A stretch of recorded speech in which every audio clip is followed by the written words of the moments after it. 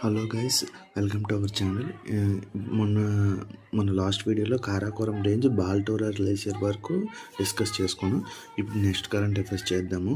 Next respond basket 2025 అనేది ఎవరు launch చేశారు అన్నారు. మీకు బాస్కెట్ లాగా వేసాను చూసారా.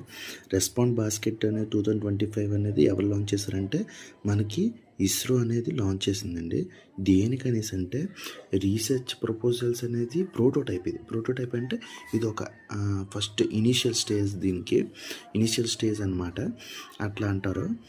ఫర్ రీసెర్చ్ ప్రపోజల్స్ అకాడమిక్ ఇన్స్టిట్యూట్స్ను acquisition of scientific energies, scientific నాలెడ్జ్ని స్టూడెంట్స్లోని బిల్డప్ చేయడానికి రెస్పాండ్ బాస్కెట్ అనే ప్రోటోటైప్ డెవలప్మెంట్ ఎన్హాన్సింగ్ అనే దాన్ని మన ఇస్రో అనేది ఇచ్చేసింది. అడుగుతారండి, respond which platform or which scheme is recently ISRO implemented for the research proposals అంటే రెస్పాండ్ బాస్కెట్ 2025.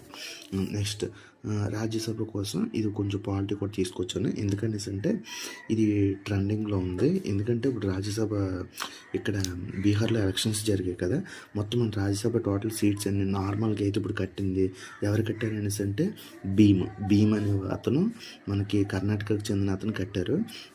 అది అనేది అయితే టోటల్ 250 సీట్స్ ఉన్నాయి. అంటే కూర్చోడానికి 250 సీట్స్ ఉన్నాయి. ఇప్పుడు ప్రెసెంట్ అయితే ఎన్ని సీట్లు ఉన్నాయి? 245 సీట్లు ఉన్నాయి. 245 సీట్లు హైయెస్ట్ సీట్స్ ఉన్నవి యూపీకి.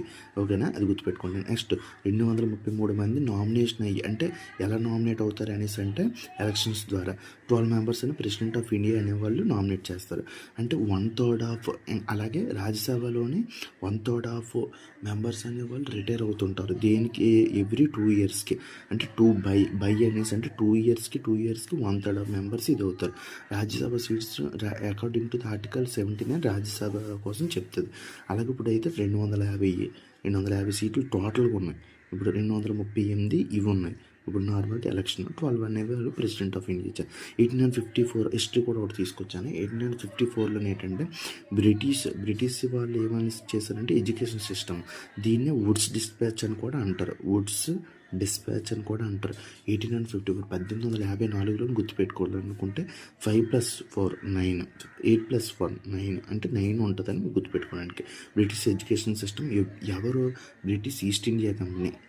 ఇది మీరు అనుకోవచ్చు, బ్రిటిష్ ఈస్ట్ ఇండియా కంపెనీ 1857లోనే కదా ఇదైంది.